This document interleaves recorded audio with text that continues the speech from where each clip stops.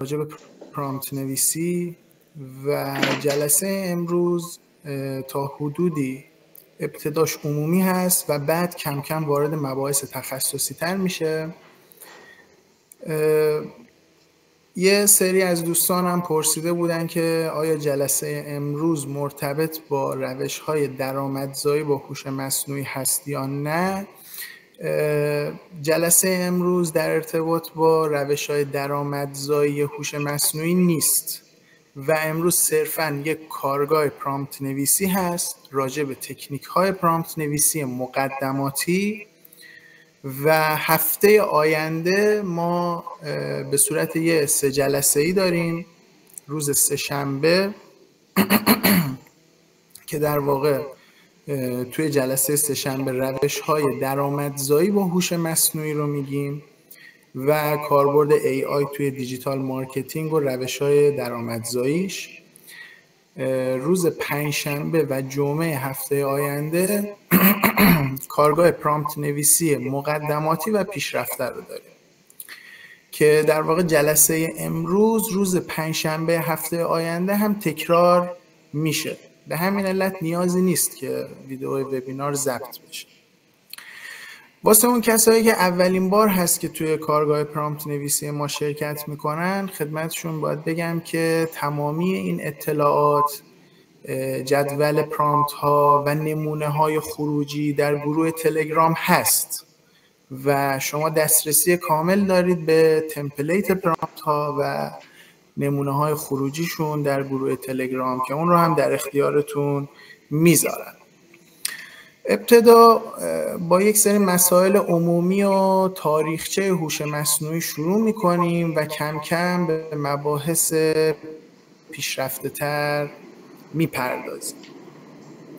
خب کلمه هوش مصنوعی همونطور که میدونید Artificial Intelligence در سال 2025 بیشترین آمار سرچ رو در گوگل داشته و به همین علت ترند سال محسوب میشه. ترند سال 2025 شده هوش مصنوعی، ولی هوش مصنوعی تازه به وجود نیامده. یعنی شاید یکی دو سال اخیر با داستانهای چت جی پی تی افراد آشنا شدن، فکر میکنن که هوش مصنوعی یه چیزیه که تازه وارد دنیای تکنولوژی شده، ولی اصلا اینطور نیست. یعنی اصلا خود اختراع کامپیوتر برای هوش مصنوعی بوده.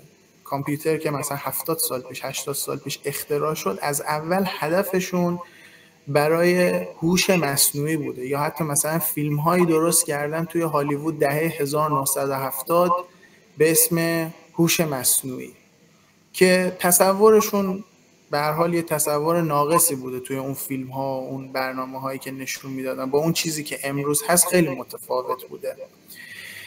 و در واقع خود آقای آلن تورینگ که سازنده یا مخترع اولین کامپیوتر بود هم یک تئوری رو ارائه میده به عنوان نظریه ماشین ها یا نظریه ماشین های دیجیتال، که در واقع به این فکر افتاده بود که آیا میشه یک ماشینی ساخت که خودش بتونه فکر کنه، یعنی قابلیت اندیشیدن داشته باشه، که اونجا میاد میگه که بله، هر ماشینی که خاصیت زبانمند بودن داشته باشه، یعنی زبان داشته باشه، میتونه فکر بکنه و اون اندیشه خودش رو هم انتقال بده.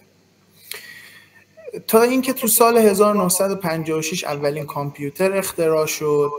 در سال 1988 اولین برنامه رباتیک ساخته شد که یک سری ربات‌های مسیریاب بود که روی یه سری خطوط اینها حرکت می‌کردن و خود رباتیک هم خیلی حالت مکانیکی داشت. اگه نگاه کنید برنامه‌های هوش مصنوعی، اپلیکیشن‌های هوش مصنوعی که امروز ما داریم ازشون استفاده می‌کنیم مبتنی بر دیتا هستن. خب ولی اون موقع برنامه‌هایی که حالا رباتیک بوده بیشتر خاصیت مکانیکی داشتن. از کجا به بعد این یهو شیبش زیاد شد و یهو اوج گرفت؟ از سال 1998 با یک اصطلاحی به نام داده‌کاوی یا دیتا ماینینگ مواجه شدیم که در واقع یک شاخه‌ای از آمار بود که می اومد دیتای بزرگ یا بیگ دیتا رو جمع آوری میکرد و از توی این دیتای خیلی خیلی بزرگ یک سری اینفورمیشن یا یک سری اطلاعاتی رو دریافت میکرد که معنادار بود. حالا بهتون میگم مثالهاش به چه صورته. و در سال 2006 همون دانشمندان علوم دیتا یا دیتا ساینس که در حوزه داده‌کاوی مشغول به کار بودن یک اصطلاح جدیدی رو ایجاد کردن به نام یادگیری ماشین یا ماشین لرنینگ.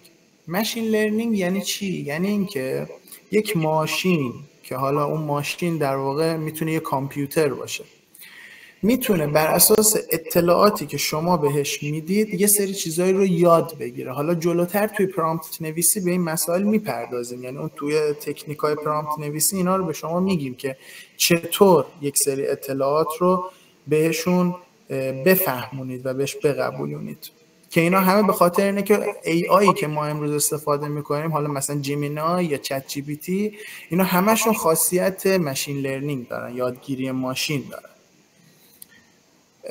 و در نهایت در سال 2011 اپل سیری رو ارائه کرد که سیری در نوع خودش برای اون سال 2011 یه چیز انقلابی بود، یک تحول شگرفی در دنیای تکنولوژی بود. چرا؟ چون شما میتونستی با سیری صحبت کنی، میتونستی باش حرف بزنی. البته برای تکنولوژی‌های امروز چیز خاصی نیست، یعنی اون چت بات سیری بیشتر سوالایی که ازش میپرسیدن میگفت من نمیدونم، راجع به این موضوع اطلاع ندارم. خیلی دیتایی که روش ترین شده بود دیتای ضعیفی بود و در واقع همین بحث ماشین لرنینگ یا یادگیری ماشین که شما در واقع بهش استناد میکنید در سال 2021 شرکت اوپن ای آی چت جی پی تی رو ارائه کرد.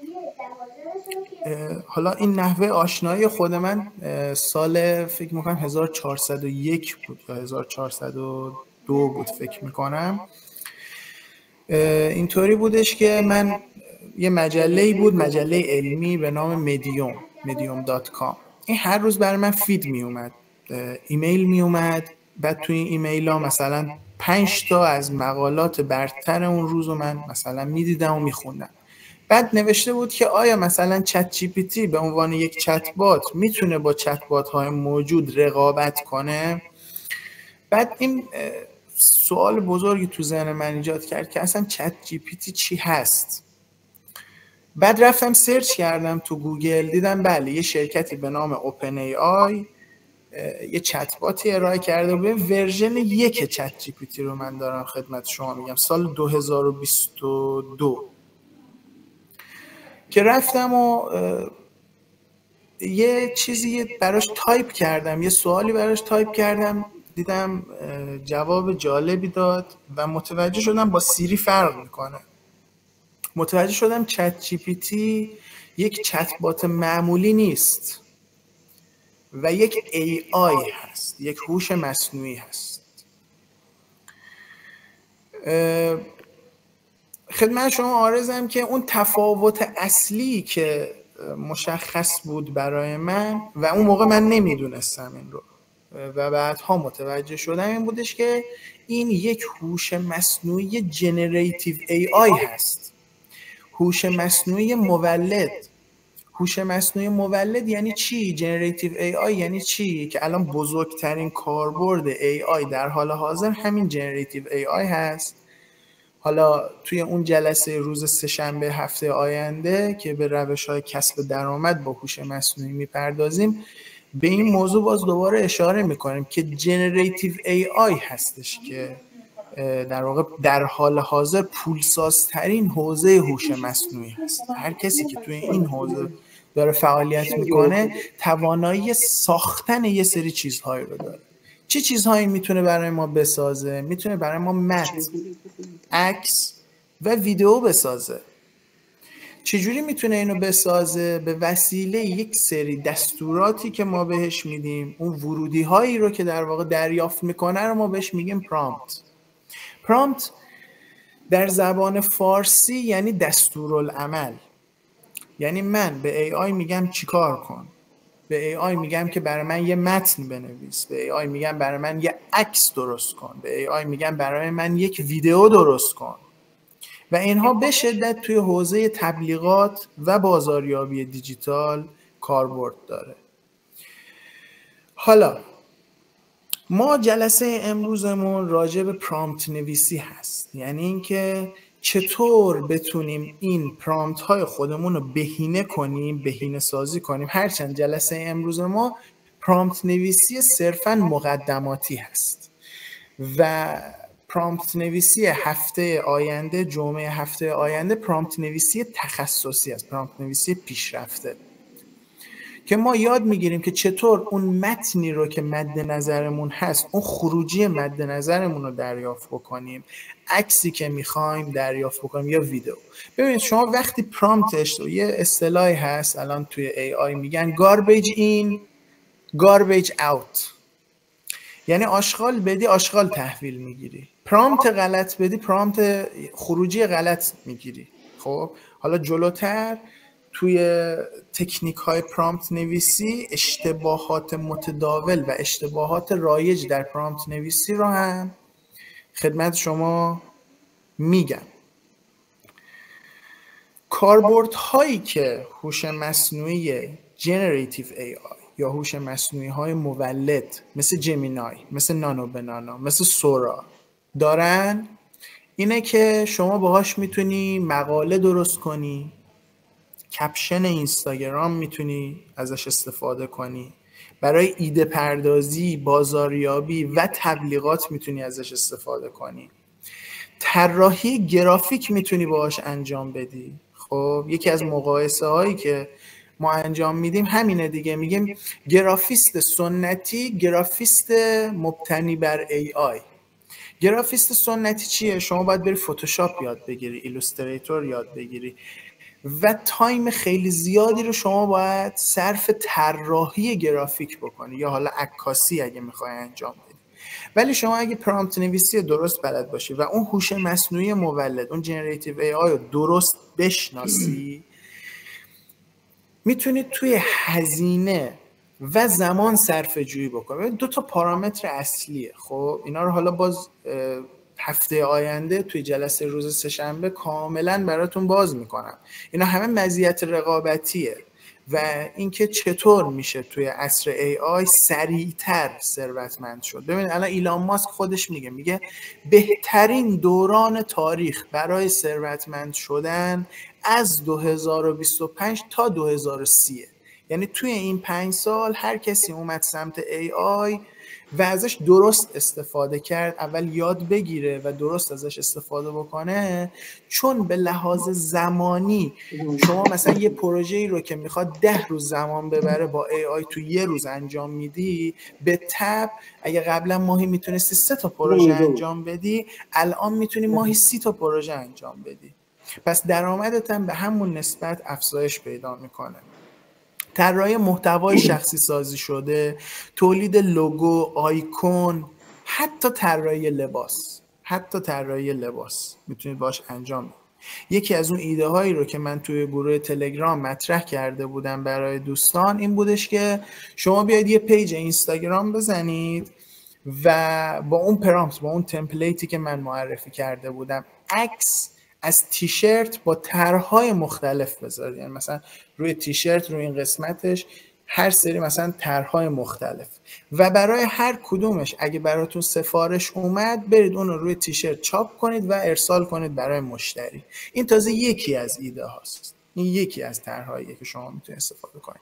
هزاران طرح دیگه هم در کنارش میتونید استفاده بکنید. خب من اینجا باید اول از همه چند مدل هوش مصنوعی رو به شما معرفی کنم، تفاوت‌ها و شباهت‌هاشون رو بگم. برای اکثر افراد این سوال هست آقا جیمینای چه فرقی با چت جی پی تی داره؟ دیپسیک اصلا چیه؟ خب تفاوت‌ها و شباهت‌ها اینا با هم چیه؟ ببینید من حالا 3 مدل جنراتیو AI رو، هوش مصنوعی مولد رو تحلیل کردم، بررسی کردم و خدمت شما دارم ارائه میدم. هوش مصنوعی مولد متن، هوش مصنوعی مولد عکس، هوش مصنوعی ویدیو، خب، و مدل های مختلف و حالا مقایسه هاشون با هم. اولیش همون چت جی پی تی. چت جی پی تی رو که خب من از ورژن 1 استفاده میکردم، جمینای هم همینطور. چت جی پی تی به تدریج با ورژن های بعدی که اون باگ های قبلی خودش رو رفع کرد. خب من تو ابتدای صحبتام، حالا اونایی که از ابتدا بودن، توضیح دادم که هوش مصنوعی بر مبنای چیه؟ بر مبنای چی ساخته شده؟ بر مبنای الگوریتم های ماشین لرنینگ، بر مبنای الگوریتم های یادگیری ماشین. درسته؟ خب یعنی چی؟ یعنی اینکه چت جی پی تی رو گرفتن به عنوان یه نرم افزار، به عنوان یه هوش مصنوعی، به عنوان یه ای آی، بهش 1000 تا کتاب رو دادن خونده، ترین شده، آموزش دیده. خب حالا جمینای تعداد بیشتری کتاب خونده. خب حالا اینا رو بخوان مقایسه بکنن، مقایسه دقیقش به لحاظ علوم کامپیوتر بهش میگن توکن. خب چت جی پی تی 1 میلیون توکن ترین شده. خب به اندازه 1 میلیون توکن ترین شده. جمینای به اندازه 100 میلیون توکن ترین شده. یعنی اطلاعات جمینای حداقل میتونم بهتون بگم 100 برابر دقیق تر از چت جی پی تیه. 100 برابر عمیق‌تر و دقیق‌تر از چت جی پی تیه. و جفتشون هم امریکایی هستن. جمینای مال کمپانی گوگل هست، چت جی پی تی مال کمپانی اوپن ای آی هست.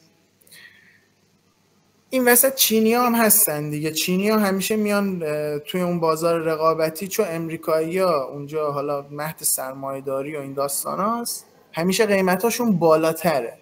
چینی ها میگن ما همونو با قیمت پایین تر ارائه میدیم که چی؟ کمر بازار رو بشکنیم. دیپ سیک هم مشابه چت جی پی تی 1 میلیون توکن ترین شده، ولی قیمتش 1/10 چت جی پی تیه. متوجه میشید؟ یعنی کارکردش به اندازه همون چت جی پی تی کارکرد داره، ولی قیمتش 1/10. و البته جمینای هم هست دیگه. جمینای در حال حاضر به عنوان قوی ترین هوش مصنوعی جنرال، کلی. خب ما هوش مصنوعی های تخصصی هم داریم، مثلا هوش مصنوعی که برای برنامه نویسی استفاده میشه، مثلا کلاد سانت مثلا 4.5. خب که اینجا ما بهش اشاره نکردیم. ما اینجا با هوش مصنوعی های مولد، اونایی که عکس برای ما درست میکنن، ویدیو درست میکنن و متن درست میکنن، سر و کار داریم. 4 مدل هم هوش مصنوعی تولید عکس ما داریم که در واقع چت جی پی تی هوش مصنوعی بود که متن تولید میکرد. همون سال 2023 فکر میکنم، 2 سال پیش، یه استارتاپی اومد به اسم دالی که عکس درست میکرد. یعنی شما پرامپت میدادی به عنوان ورودی و برای شما عکس درست میکرد. هرچند که باگش خیلی زیاد بود، چیزی که من یادم میاد باگش خیلی زیاد بود. مثلا شما میگفتی مثلا یه زنبور برای من بکش، برای شما مثلا کانگورو میکشید. اینقدر تفاوت داشت. بعد ورژن دالی 2 اومد که اون نواقص رو رفع کرده بود و به نسبت بهتر شده بود. همین شرکت اوپن ای آی، همین چت جی پی تی خریدش، با چت جی پی تی سینکش کرد و از سال 2023 به بعد چت جی پی تی هم متن تولید میکرد هم عکس تولید میکرد دیگه. خب بعد دالی 3 اومد، بعد اناونسمنت دادن که دالی 3 بازنشسته شد و چت جی پی تی ایمیج 1 جایگزینش شد که همین الان هم شما توی چت جی پی تی تون پرامپت بزنید و عکس تولید بکنید، می نویسه تولید شده توسط چی؟ جی پی تی ایمیج 1. خب تولید شده توسط جی پی تی ایمیج 1، ولی کاملا مبتنی بر دالیه. یعنی شما وقتی یه عکس تولید میکنید میبینید که آقا این الگوریتمش ترین شده همون دالیه، کاملا همونه، اصلا مو نمیزنه. هیچ خلاقیتی هم از خودش آقای سم آلتمن اصلا ارائه نداد. اونقدری که مثلا نانو به نانا اومد خلاقیت ارائه کرد، من واقعا میگم یعنی گوگل بهترین کمپانی تکنولوژی حال حاضر دنیاست. نه به خاطر اینکه مثلا جیمیل درست کرد یا مثلا محصولاتی مثل جیمیل یا گوگل درایو یا این چیزا رو داره، نه، اینا که حالا محصولات قدیمیشه. خب اینا سرویس هاییه که مثلا شاید 15-20 سال گوگل ارائه کرده، ولی تو بحث هوش مصنوعی هم از همشون برتره، از همشون سرتره. چطور؟ با همین نانو به نانا، همین نانو به نانا کاملا خودش مشخص میکنه. این همه مدل‌های مختلف هوش مصنوعی برای تولید عکس ما دیدیم، هیچ کدوم هنوزم که هنوز به پای نانو به نانا نمیرسه. اصلا نانو به نانا رو میگن فتوشاپ هوش مصنوعی، چون شما با یه پرامپت میتونی یه کلاه بذاری رو سر طرف، رنگ لباسش رو عوض کنی، جنس لباسش رو عوض کنی، عینک بذاری رو صورتش، فقط با پرامپت نویسی. نگاه کنید اهمیت پرامپت نویسی رو میخوام خدمتتون بگم. اهمیت پرامپت نویسی اینه که شما اگه پرامپت نویسی درست بلد باشید، خروجی های واقعا فوق العاده ای میگیرید. خب فلاکس هم حالا میگم هر کدوم اینا یه مزیتی دارن، خب روی یه چیزی رفتن کار کردن، مزیت رقابتی. جی پی تی ایمیج که کلا میگه آقا من اولی بودم و این داستانا. نانو به نانا میگه که من هم فستم، هم خیلی سریعم، هم کیفیت بالایی رو ارائه میکنم. فلاکس میگه که من ترین شده، خب من آموزش دیده بیش از 100 میلیون عکس واقعی هم. یعنی عکسی که با دوربین گرفته شده، عکس فوتوگرافی. آیدی گروه تلگرام هم آخر سر همینجا میذارم براتون، نگران نباشید. فلاکس میگه که من عکسای واقع گرایانه درست میکنم. یعنی چی؟ یعنی عکسایی که با واقعیت مو نمیزنه. خب زمانی که من رفتم از فلاکس استفاده بکنم خیلی تعجب کردم، چون نانو به نانا نبود دیگه. نانو به نانا تقریبا تابستون اومد دیگه، 6 ماهی هست نانو به نانا اومده. اون موقع نانو به نانا نبود. لحاظ واقع گرایانه میگم، باز تو بحث واقع گرایی بودن، یعنی یه عکسی که انگار شما با دوربین عکاسی گرفتی نبود اون موقع. و من خودم از جی پی تی ایمیج استفاده میکنم. جی پی تی ایمیج هم عکسایی میداد که اونقدر کیفیت خوبی نداشت. خب زمانی که با فلاکس آشنا شدم دیدم به به چه عکسای واقعی درست میکنه، عکساش چقدر طبیعیه. البته باز بعدش نانو به نانا اومد و الان خب تو بحث واقعی بودن یه جورای فلاکس با نانو به نانا رقابت داره، ولی خب بازم نانو به نانای پرو که هفته پیش اومد، نگاه کنید دنیای تکنولوژی روز به روز داره آپدیت میشه، روز به روز. یعنی من هر چی که امروز دارم الان برای شما توضیح میدم 6 ماه دیگه منسوخ شده. میدونید چی میگم؟ اگه از این قافله جا بمونید خب دیگه عقب میافتید، چون به سرعت داره چی پیشروی میکنه. و اما میدجرنی با این ادعا اومد، با این مزیت رقابتی اومد که من عکسای کارتونی درست میکنم، عکسای سورئال درست میکنم، عکسای تخیلی درست میکنم. یه دوره هم خیلی این ترند شده بود، علل خصوص توی اینستاگرام. خب و این اینفلوئنسرهای ایرانی هم خب میگفتن که اگه مثلا میخوای تو هم یه همچین چیزی درست کنی، مثلا عدد 2 رو کامنت کن. که بعد مثلا من عدد 2 رو کامنت میکردم، میدیدم که آره دارن همین رو همین میدجرنی دارن کار میکنن. میدجرنی عکسای سورئال درست میکنه، عکسای تخیلی درست میکنه. عکسای تخیلی یا سورئال یعنی یه فضایی که مثلا واقعی نیست. خب هر کدوم از این هوش مصنوعی، البته الان میدجرنی خیلی عقب افتاده توی رقابت تکنولوژی. میدجرنی عقب افتاده، جی پی تی ایمیج عقب افتاده و غول همه اینا در حال حاضر نانو به ناناه و اینکه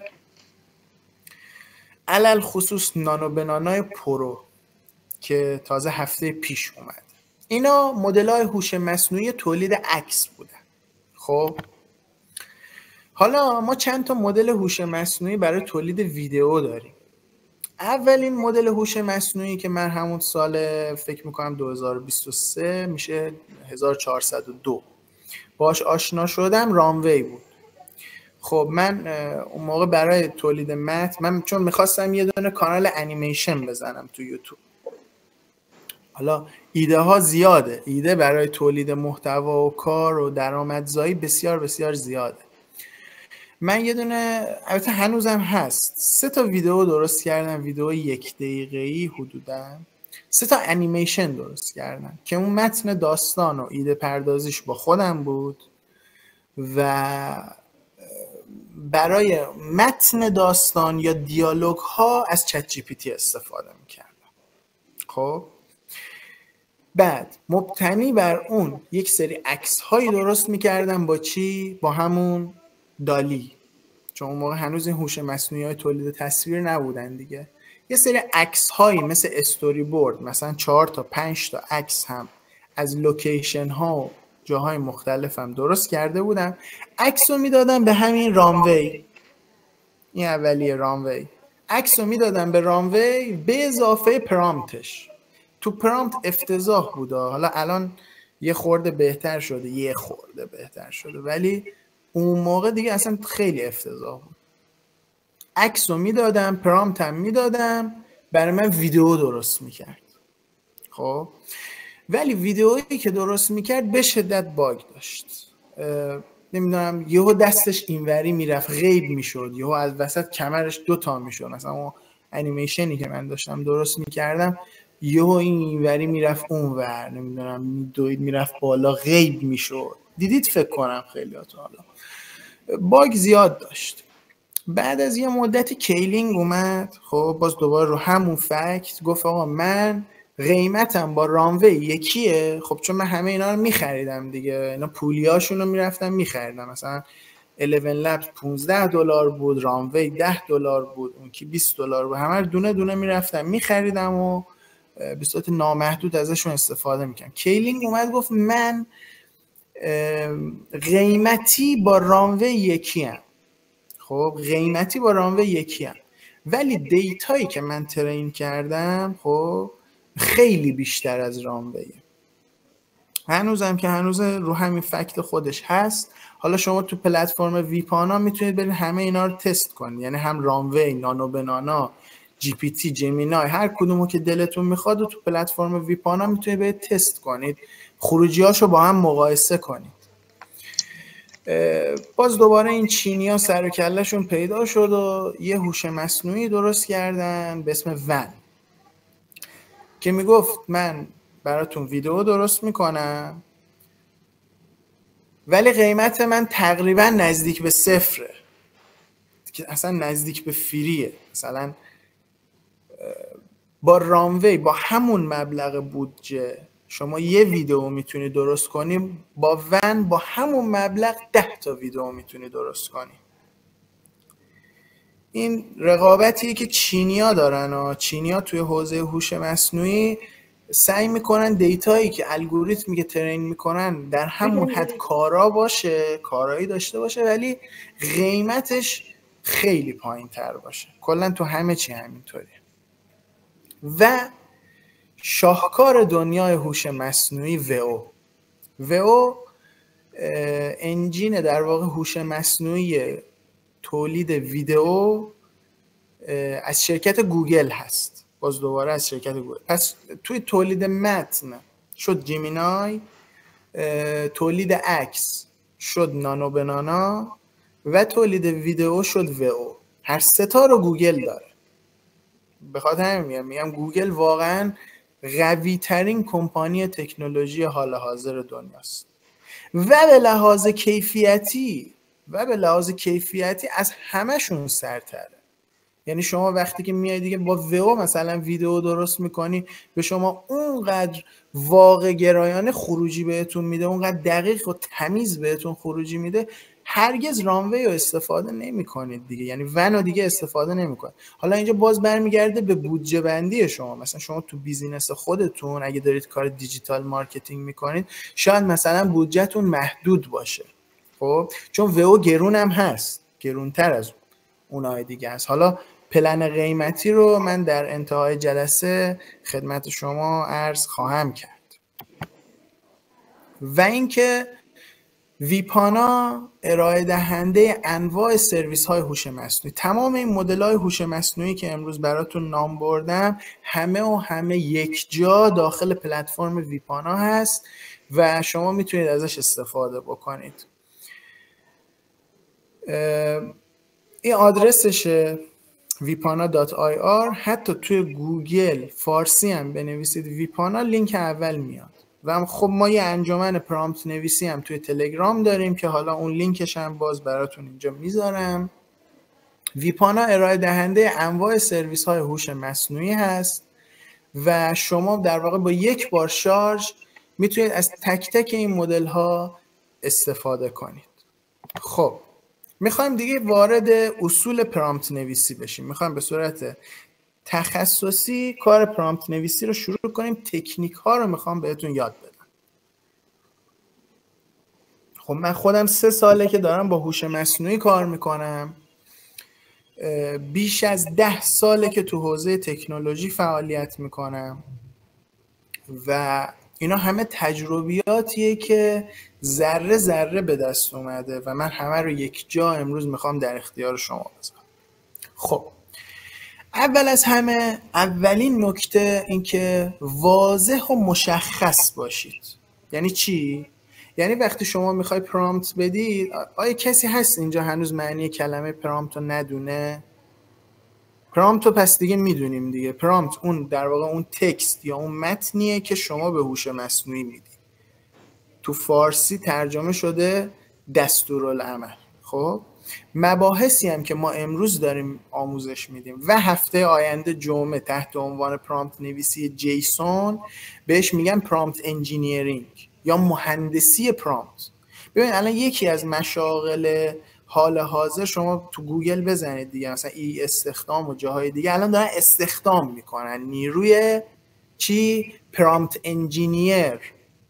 یه پرامپت انجینیر حداقل درآمدش باید بالای 100 میلیون باشه. یه پرامپت انجینیر خوب، کسی که پرامپت نویسی رو به صورت تخصصی بلد باشه. با جلسه امروز پرامپت انجینیر نمیشید، حالا پرامپت نویس میشید ولی پرامپت انجینیر نمیشید، چون یه مبحثی از پرامپت نویسی تخصصی اونو هفته آینده برگزار میکنم جمعه.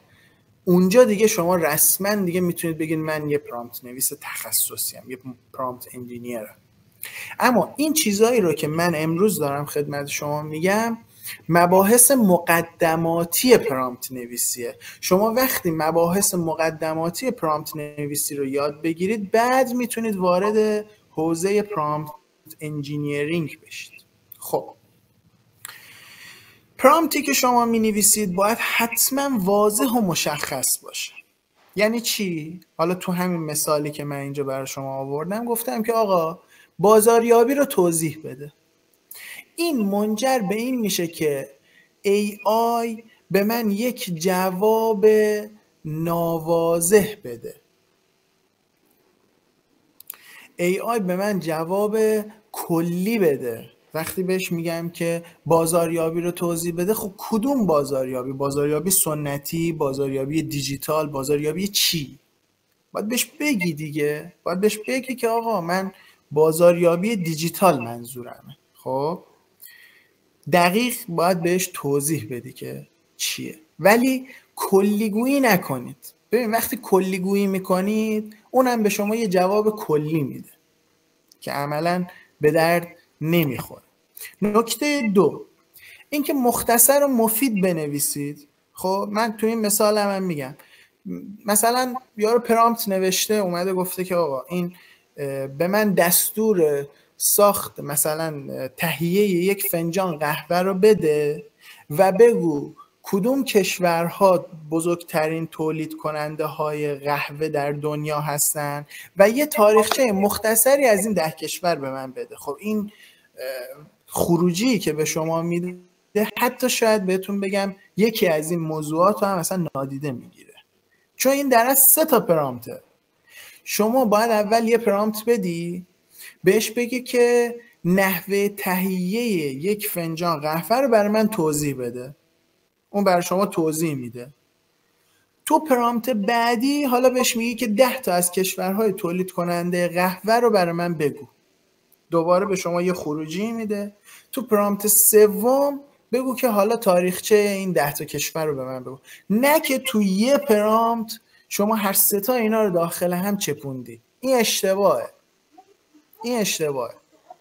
و عمدتاً این برای AI دست و پاگیره و جواب ناقص دریافت میکنید. نکته بعدی که شما باید خیلی بهش دقت کنه اینه که یه بک‌گراندی از اون موضوعی که میخوای ازش دیتا بکشید بیرون، خب شما میخوای ازش دیتا خروجی بگیری دیگه، یه زمینه‌ای باید بهش بدی. خب مثلا من میام به AI میگم که AI بهترین ورزش برای من چیه؟ خب اونم قطعاً به شما یه جوابی میده دیگه. خب قطعاً یه جوابی به شما میده، ولی اون جواب ناقصه. چجوری جواب درست رو میتونی بگیری؟ زمانی که من به AI بگم که AI عزیز، من یک مرد 35 ساله با وزن فلان، با قد فلان، این بیماری قلبی رو دارم، این بیماری زمینه‌ای رو دارم، حالا به من بگو بهترین ورزش برای من چیه. اوکی؟ نه که همینطوری اول بسم الله میری بهش میگی که بهترین ورزش برای من چیه یا فلان چیز بهترین کار برای اون چیه. نه، اول بهش یه سری اطلاعات باید بدید. نگاه اینه اون موضوعی که من گفتم ماشین لرنینگ، یادگیری ماشین، اینا همشون الگوریتم‌های ماشین لرنینگ دارن. ماشین لرنینگ 20 سال پیش اومده، سال 2006.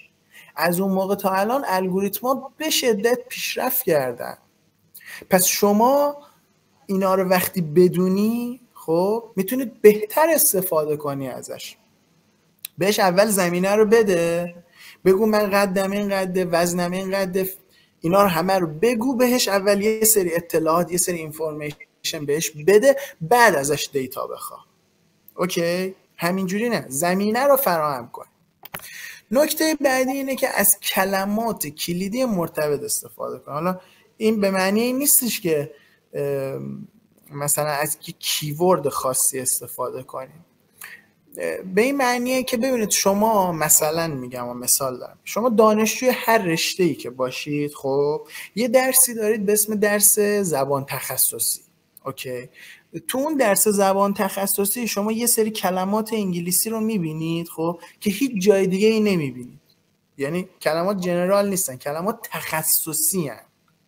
خب مثال، من بیام برم به هوش مصنوعی بگم که از نقاشی‌های معروف بگو.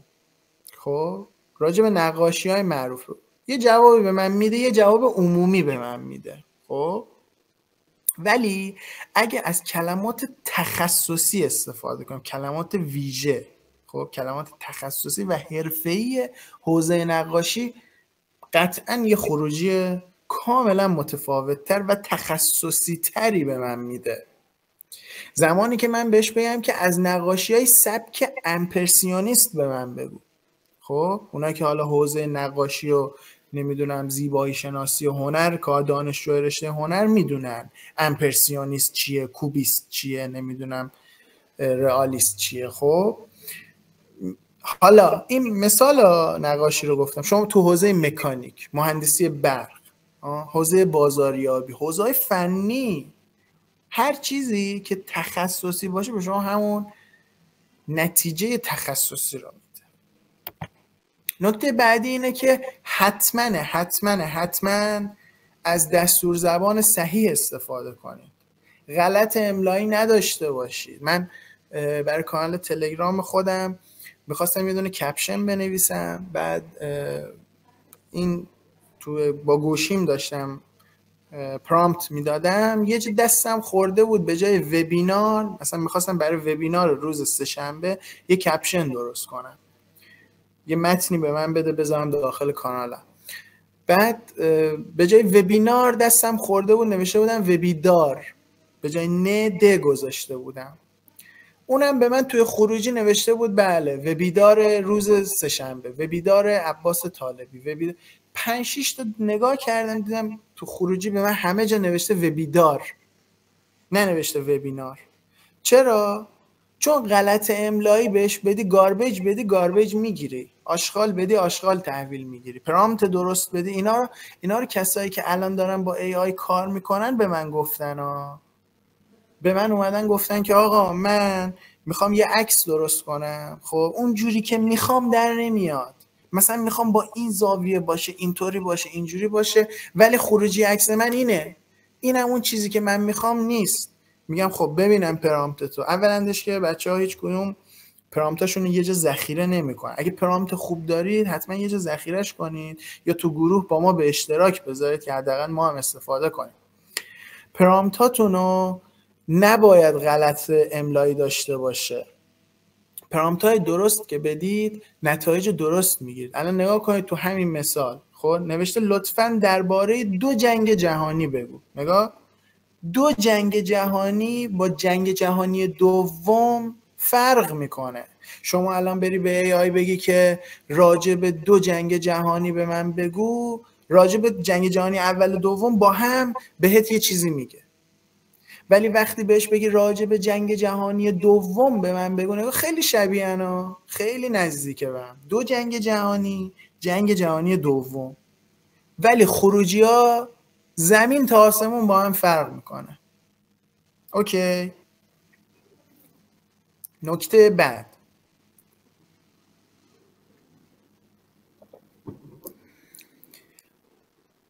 غالب یا سبک مورد نظر خودتون رو مشخص کنید. خب اون غالب یا اون سبکش چجوریه؟ مثلا من میگم که در قالب 3 جمله به من بگو. مثلا من اومدم پرامپت نوشتم خب راجع به یه موضوعی، خب به من یه خروجی داده این هوا، خب بعد من نمیخوام دیگه، خوانا نیست دیگه، مثلا یه پاراگراف 8 خطی خوانا نیست دیگه، خب قشنگم نیست من مثلا اینو بگیرم بذارم داخل کانال تلگرام یا کپشن اینستاگرام. خب کپشن اینستاگرام اونجوری قشنگ نیست. میام چی بهش میگم اینو به 3 جمله تغییرش بده، بعد میکنتش 1 جمله، 2 جمله، 3 جمله. خب اون قالبی که من مد نظرمه اون رو باید مشخص بکنم که در چه قالبی میخوام دریافت بکنم، یعنی اون فرمت خروجی رو باید مشخص بکنم. نکته بعدی یه تکنیکی هستش که ما خودمون ازش استفاده میکنیم، تو AI automation هم به شدت مورد استفاده قرار میگیره. iterate and correction، تکرار و اصلاح. یعنی چی تکرار و اصلاح؟ خب یعنی این که من میام یه پرامپت میدم، میگم یه متنی برای من بنویس، یه متنی برای من مینویسه، تو خروجی میگیرم. خب بعد دوباره بهش میگم که حالا این متن رو به 3 پاراگراف تبدیلش کن، دوباره یه خروجی به من میده. خب دوباره بهش میگم که ابتدای هر جمله یا ابتدای هر پاراگراف یه ایموجی بذار یا یه استیکر بذار. خب دوباره یه خروج. نگاه کنید این با تکرار و اصلاح به اون خروجی که مد نظرم بود من رسیدم. خب و در واقع این تکرار و اصلاح یک تکنیک در زمینه هوش مصنوعی هست، در زمینه تولید محتوا هست و به شدت کاربردی و مورد استفاده قرار میگیره. حالا یک سری کلمات هستن خب که من اینجا لیست کردم. این کلمات به شدت به شما کمک میکنن اگه دارید کار تولید محتوا انجام میدید برای وبسایتتون، وبلاگتون و در واقع کانال تلگرام یا هر جایی که دارید استفاده میکنید، این کلمات میتونه چی برای شما خروجی های متفاوتی داشته باشه. یعنی رو هر کدوم از این کلمات، چون اون AI ها، حالا چت جی پی تی یا جیمینا یا هر چیز دیگه، طوری ترین شدن که نسبت به هر کدوم از اینا یه وزنی دارن دیگه، ویت یا وزن بهش میگن. زیاد نمیخوام وارد تئوری الگوریتم و گراف بشم چون اصلا اینجا بحث ما این نیست، ولی هر کدوم از اینها یک وزنی دارن. خب و در نهایت اون وزنش بر شما یه خروجی رو به همراه داره. خب حالا مثلا شما میخوای یه مقاله سئو شده، حالا نمیدونم میدونید مقاله سئو شده چی هست یا نه. مقاله سئو شده مقاله هایی هستن که توی گوگل رنک بالاتری میگیرن. یعنی مثلا شما مینویسی بهترین کفش فروشی ایران، یه لینک اوله، یه لینک دومه، یه لینک سومه، هرچی رتبه سئو بالاتری داشته باشه تو لینک های بالاتری قرار میگیره. خب حالا میخوام بهتون تکنیک مقاله سئو شده رو بگم. شما اول یه پرامپت میدی، مثلا موضوع شما همون کیف و کفشه به فرض. خب اول میگی که راجع به مثلا کیف و کفش مثلا چرم، خب این موضوع رو برای من تحلیل کن. خب یه پاراگراف برای شما تحلیل میکنه. خب بعد میگی که برای من مقایسه کن. خب دوباره یه پاراگراف یه موضوعی رو با یه موضوعی مقایسه میکنه. نگاه کن، از این تکنیک‌ها استفاده کنید بچه‌ها. از کلمه مقایسه کن، از کلمه لیست کن، اینا استفاده کنید. اینا خیلی مهم. توی مثلا اومدی تکنیک استفاده کردی، تکنیک تکرار و اصلاح. خب اومدی تکنیک تکرار و اصلاح استفاده کردی، 2-3 مرحله، یه خروجی خوب گرفتی. خب ولی خیلی بلنده، خیلی طولانیه. بهش میگی چیکار کن؟ اینو برای من سامرایز کن، برای من خلاصه کن. اوکی. نکته بعدی هم که هست اینه که یکی اومده بود توی اینستاگرام نوشته بود که چطور چت جی پی تی خود را بیرحم کنید. با این پرامپت چت جی پی تی شما بیرحم میشه، بیرحمش کن. بعد رفته بودم تو پرامپتش نگاه کرده بودم، دیدم این کلمه کریتیسایز رو به کار برده. انتقاد کن، از من انتقاد کن. الان یکی از دوستان ما دیشب داشت به من میگفت نگاه کن چت جی پی تی فلان، آخرش اومده از من تشکرم کرده. خب گفتم که آره تو حالت عادی، مخصوصا تو این ورژن‌های جدیدش، از ورژن 4 به بعدش که پارسال اومد، چت جی پی تی به شدت چاپلوس شده. خب چاپلوسی شما رو میکنه. بعد گفتم که حالا بیا اینو بنویس انتقاد کن. خب از این کلمه انتقاد یا کریتیسایز رو به کار ببر، بعد عوض میشه. خب بعد شما 2 سری 3 سری پشت سر هم با همون تکنیک میگم iterate and correction، تکرار و اصلاح، هی بیای در واقع ای بگی انتقاد کن، چت جی پی تی از یه جای به بعد دیگه اصلا نه ازت تشکر میکنه، خب نه اصلا قربون صدقت میره، نه چاپلوسی تو میکنه، اون حالتش از بین میره. ولی بای دیفالت اینجوریه.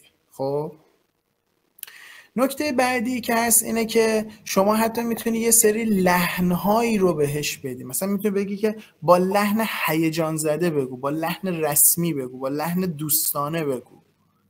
خب مثلا من برای کپشن به فرض پیج اینستاگرامم میگم که اینو با لحن رسمی بنویس. خب یا مثلا یه چیزی میخوام با لحن غیر رسمی بنویس یا طنزآمیز بنویس. خب شما میتونی لحنشو مشخص کنی که چجوری باشه خروجیت. خب خروجیت با چه لحنی باشه. یا مثلا میتونی مثلا دوتاشو ترکیب کنی. خب مثلا رمانتیکو با احساسی رو دوتا رو با هم استفاده کنی، بعد بری دایرکت اینستاگرام و خلاصه بین اون پی ام بدی. خب این خیلی کمک کرده، به چند تا از دوستان منم خیلی کمک کرده بود. اینا توی روابطشون مشکل داشتن، بعد تو چت و اینا بهش گفتم که بیا یه سری کلمات رمانتیک و احساسی رو بیا از AI بگیر. خب بعد اینا رو برو اونور استفاده کن. خیلی موفق شد، خیلی به موفقیت بالایی رسید. یا مثلا من خودم که فعالیت آموزشی یا ادویکیشنال انجام میدم، در واقع میگم که این رو با فرمت آموزشی بنویس. خب با فرمت آموزشی بنویس. خب یا اونایی که کار بازاریابی انجام میدن، خب از تکنیک متقاعد کننده استفاده کنید. برای شما اونایی که تو مهارت‌های تبلیغ نویسی وقتی شرکت میکنن، خب از همین استفاده میکنن که چطور یک متن تبلیغاتی متقاعد کننده بنویسیم. نگاه، اینا کلماتیه که خیلی مهمه. شما وقتی که این کلماتو بلد نیستی، اینا رو کنار هم نمیچینی، خب اون خروجی هم که میخوای دریافت نمی کنی.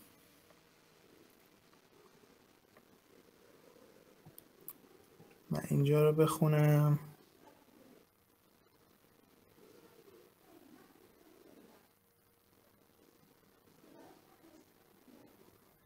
نوشتن که من اشتراک هیچ کدوم رو نخریدم، با ترفندهای مختلف از پلن رایگانشون استفاده. بله میتونید از پلن‌های رایگانشون استفاده بکنید، ولی خب محدودیت دارن دیگه. هر کدومشون یه سری محدودیت هایی دارن.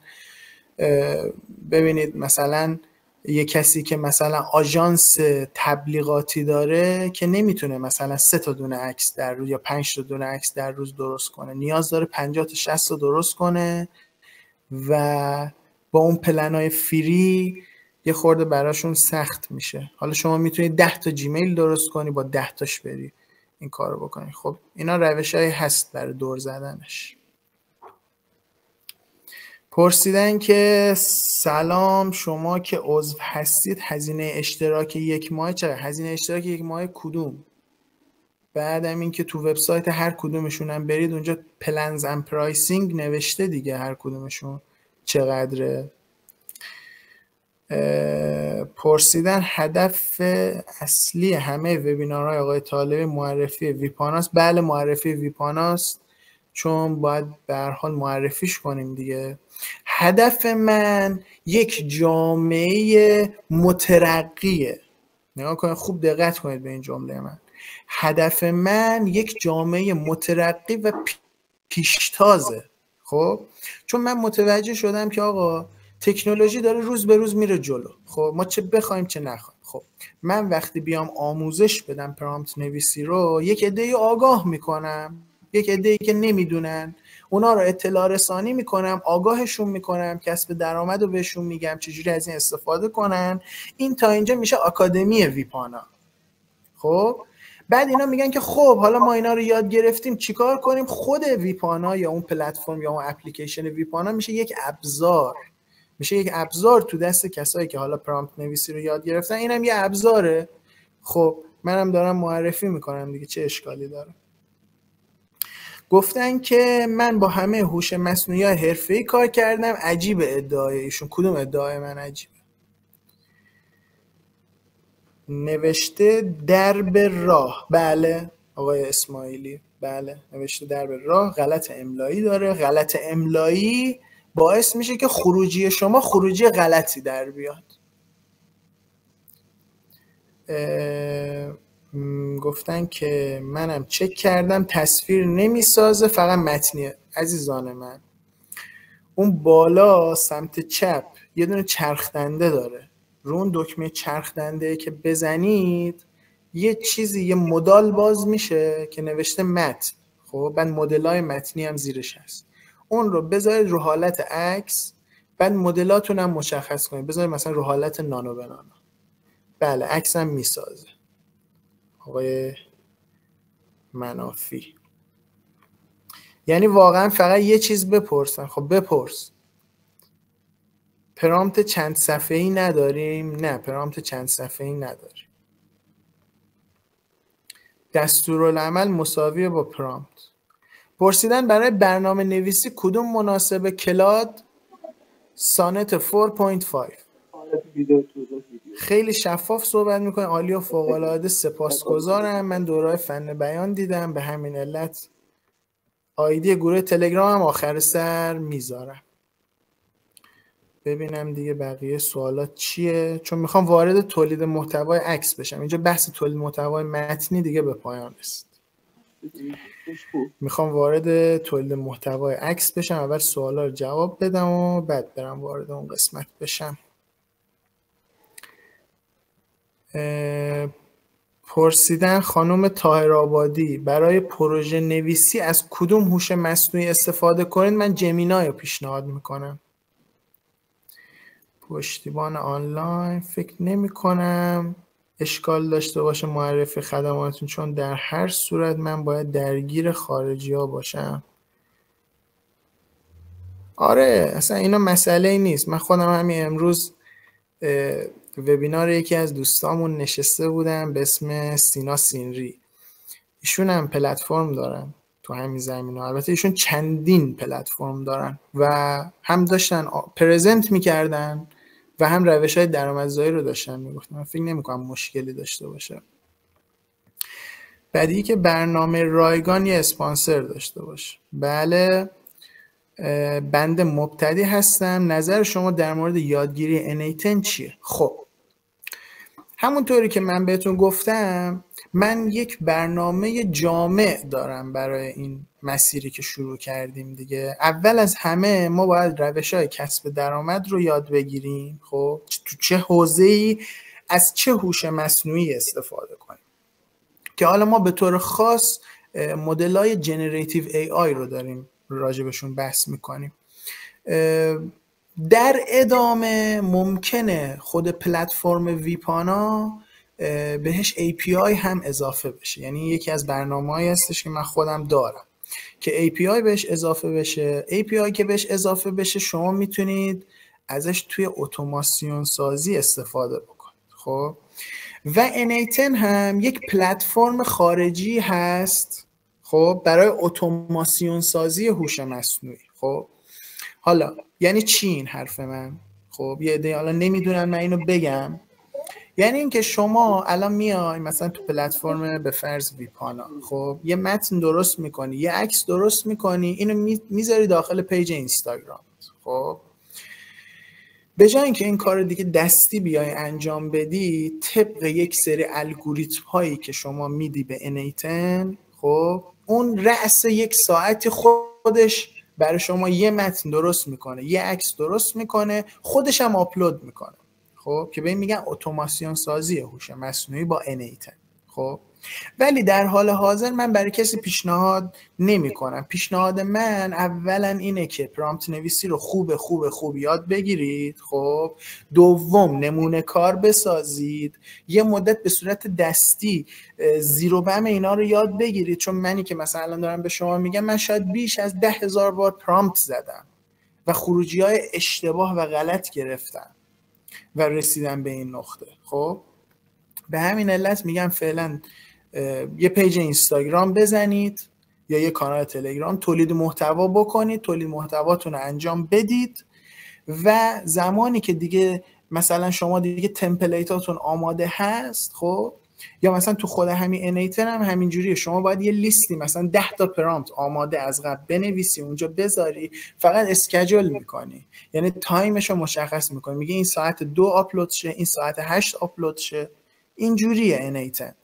و اینکه انتظار معجزه هم نداشته باشید از N8N. خب چون با همون N8N هم اگه پرامپت غلط بدید پستا و استوریای غلط آپلود میشه. ما داریم رایگان از تجربیات استاد استفاده میکنیم. خواهش میکنم. یاد یه جمله افتادم میگه زکات علم یاد دادن اون به دیگران است. اگه شما یه علمی رو دارید باید با دیگران به اشتراک بذارید. من بگم آقا من پرامپت نویسی رو بلدم اینجوری دو دستی بچسبم و به هیچ یاد ندم، هیچ فایده ای نداره. دنیای امروز دنیای کامیونیتی محوره. کامیونیتی محور. چرا من نگفتم مثلا گروه تلگرام ویپانا؟ اسمشو گذاشتم انجمن پرامپت نویسان ویپانا، چون ما یه انجمنیم، ما یه کامیونیتیم، هیچکی از هیچکی برتر و بالا و پایینا نیست، هممون با هم در کنار هم یکی یه پرامپت خوب داره میذاره اونجا خروجیشو، بقیه هم استفاده میکنن. اگه من بلدم این موضوع رو باید یاد بدم بقیه هم استفاده بکنن. خانم فلاحی فرمودن که جمینای نانو به نانو رو تحریم. بله، شما در یه صورت میتونید از جمینای استفاده کنید توسط گوگل AI استودیو VPN آمریکا داشته باشید. یه حالتش اینه که VPN آمریکا داشته باشید برای اونایی که حالا با گوشی کار میکنن. دو اینکه یه ویندوز سرور بگیرید، ویندوز سرور آمریکا بگیرید. خب اگه ویندوز سرور آمریکا هم بگیرید که دیگه اصلا انگار یه کامپیوتر توی آمریکا نشستید دارید ازش استفاده میکنید. خب ولی به طور کلی مثلا شما اگه وی پی انتون روی ترکیه باشه یا ارمنستان باشه یا آلمان باشه، جمینای براتون باز نمیشه.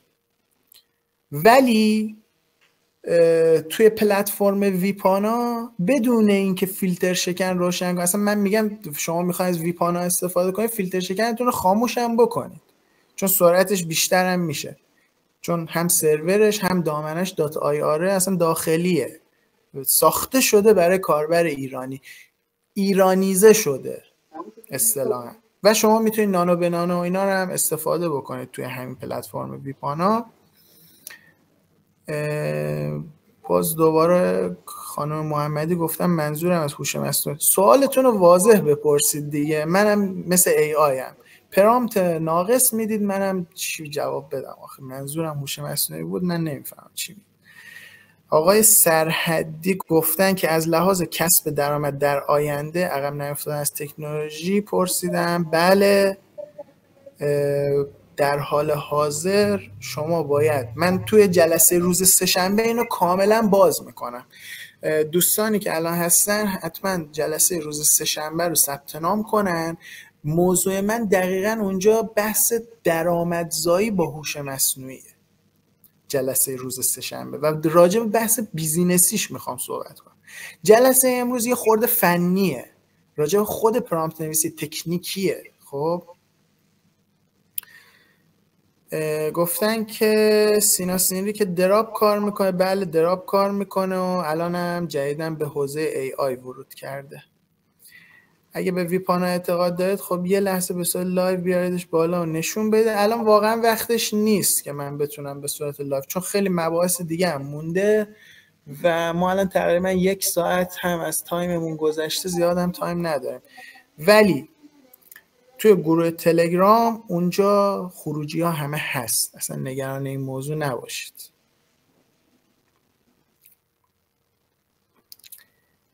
میشه از طریق بیزینس جمینای دات گوگل با یه جیمیل فیک سه‌شنبه چه ساعتی؟ سه‌شنبه ساعت 5.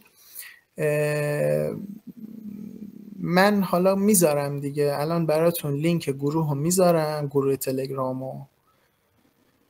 بعدم این که توی گروه تلگرام لینک ثبت نام هست و من تصمیم گرفتم که برای هفته آینده به صورت 3 جلسه‌ای برگزار کنم. جلسه اول، جلسه روز سه‌شنبه، فقط راجع به درآمدزایی با هوش مصنوعی، وارد بحث‌های فنی نمیشیم، فقط درآمدزایی با هوش مصنوعی. جلسه روز پنجشنبه پرامپت نویسی مقدماتیه که همینه، عیناً همینه دوباره. و جلسه روز جمعه پرامپت نویسی پیشرفته است که اونجا دیگه شما تبدیل به پرامپت انجینیر میشید. خب بریم ادامه مباحث. ما یه فرمولی داریم، این فرمول بعداً توی مبحث پرامپت انجینیرینگ پیشرفته یا ادوانس به دردمون میخوره. CPTF، کانتکست، پرسونا، تاسک و فرمت. ببینید شما تو پرامپتی که میخواید بدید به ای آی، خب حتما باید یک زمینه ای رو براش فراهم کنید، در چه کانتکستی. ببین مهمترین چیز همون کانتکست. خب دومی چیز اینه که باید حتما بهش یک شخصیت بدید. یعنی چی؟ یعنی اینکه من بگم که تو پرامپتم باید بنویسم، بگم تو یک حسابداری، خب بعد ازش کار بخوام. تو یک مدیر مالی، خب بعد ازش کار بخوام. بگم مثلا محاسبه سود و زیان فلان و فلان. تو یک فیزیکدانی و بعد ازش برم سوالای فیزیک بپرسم، بهش شخصیت بدید، بهش میگن رول یا پرسونا. باید بهش نقشش رو اعلام کنی که تو کی هستی، در قالب چی قراره به من.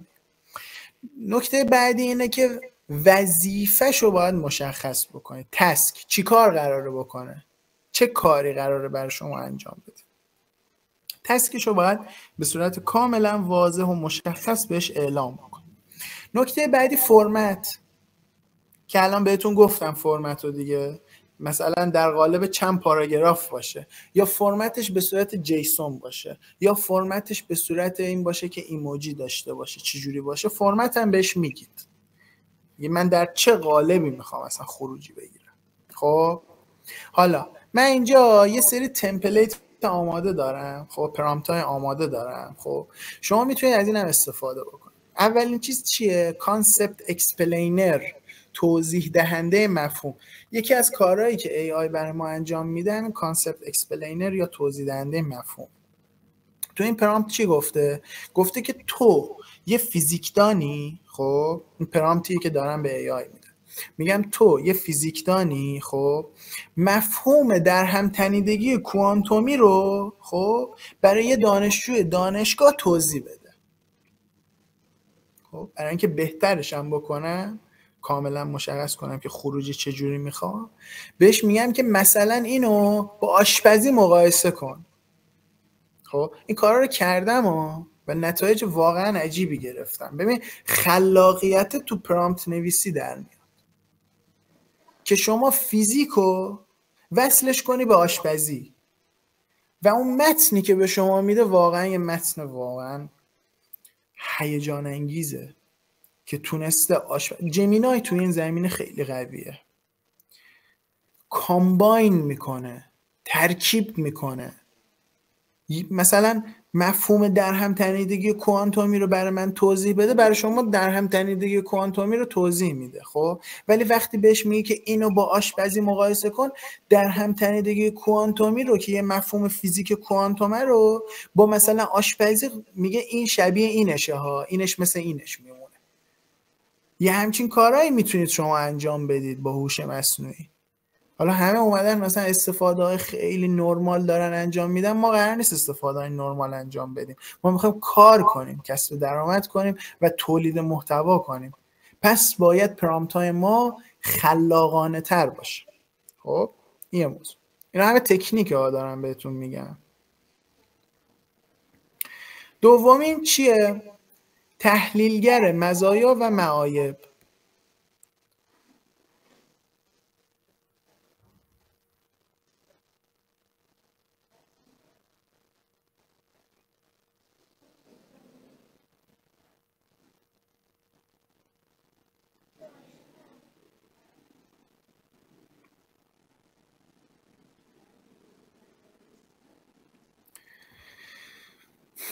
تحلیلگر مزایا و معایب.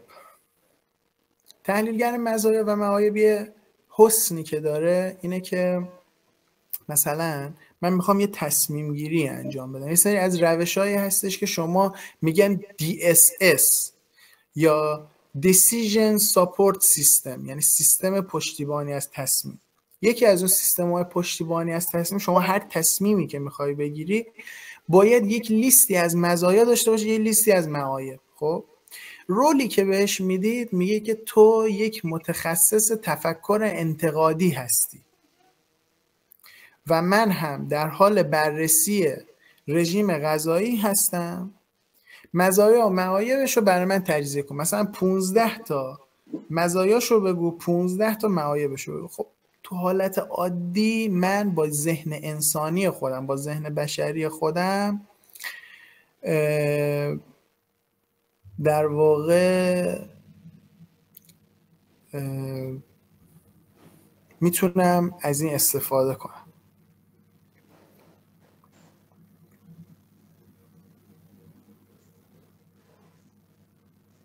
بعضیا نمیدونم چرا اینجوری هن. دنبال به قول معروف دنب خروس میگردن.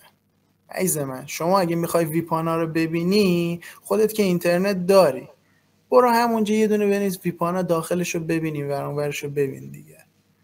بعد اگرم خیلی ناراضی دیگه، حالا من کارت دعوت ندادم که شما بیای تو این وبینار. آقای تیموری عزیز، مولد ایده، زمانی که من رول بدم بهش بگم که تو به عنوان یک استراتژیست خلاق میخوای عمل کنی و آفرین زیر بغل مار، احسنت بر تو. زمانی که میخوام بهش بگم که تو به عنوان یک استراتژیست خلاق میخوای عمل بکنی و من یک ایده کسب و کار دارم، خب، و موضوع اصلی من، مین سابجکت من درآمد پایدار هست، اینا رو همه رو بهش میگیم، خب، و بعد بهش میگیم که به صورت یک لیست شماره گذاری شده به من بده. نگاه کن، این همین بحث CPTF که اینجا من گفتم، اینجا فرمت یا قالب، خب اینجا خودشو خوب داره نشون میده، تو این پرامپت داره خودشو خوب نشون میده.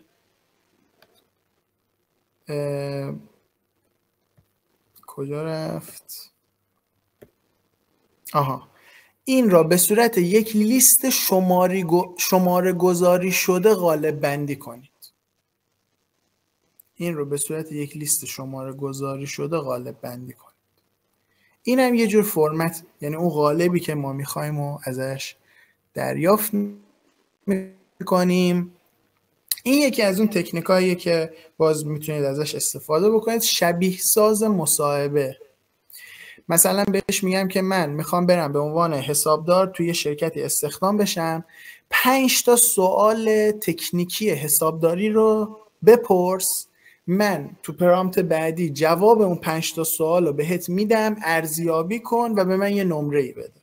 حالا نه فقط این، مثلا فیزیک، اوکی، مثلا شیمی، 5 تا سوال شیمی از من بپرس، خب اون 5 تا سوال ازت میپرسه.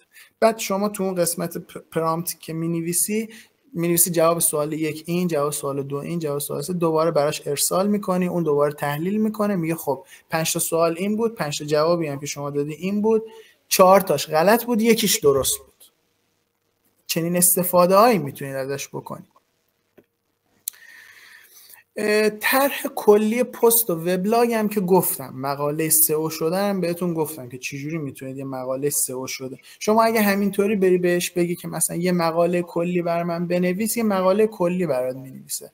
ولی اگه پاراگراف به پاراگرافش از تحلیل کن، استدلال کن، انتقاد کن، لیست کن، اینا رو استفاده بکنی، خب چی میشه؟ میتونی یه مقاله بهتر و سئو شده و طولانی و غیر تکراری دریافت بکنی.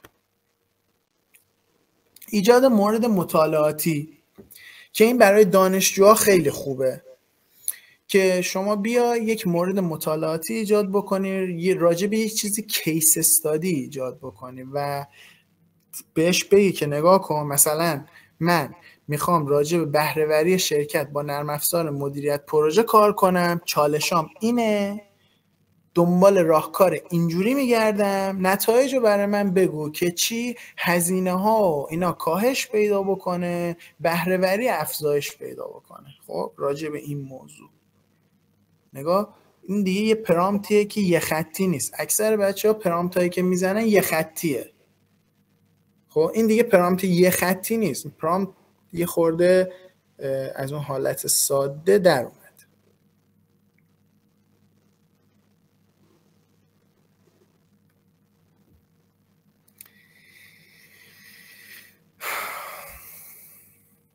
خلاصه اینجوریه دیگه. تو ایران شما هر کاری هم بکنی یه عده‌ای هستن ازت انتقاد کنن.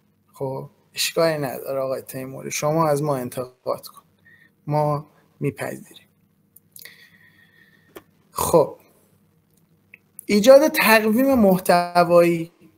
تقویم محتوایی به چه صورته؟ به این صورته که شما برای یه لیستی برای شما تیبل درست میکنه، جدول بندی میکنه، میگه که آقا روز شنبه ریلز باید درست کنی با این موضوع، روز یک شنبه باید استوری با این موضوع. خب اینا رو شما کاملا ببین، مثلا کسایی که کار تبلیغاتی انجام میدن یا آژانس تبلیغاتی دارن نیاز به جدول بندی زمانی دارن.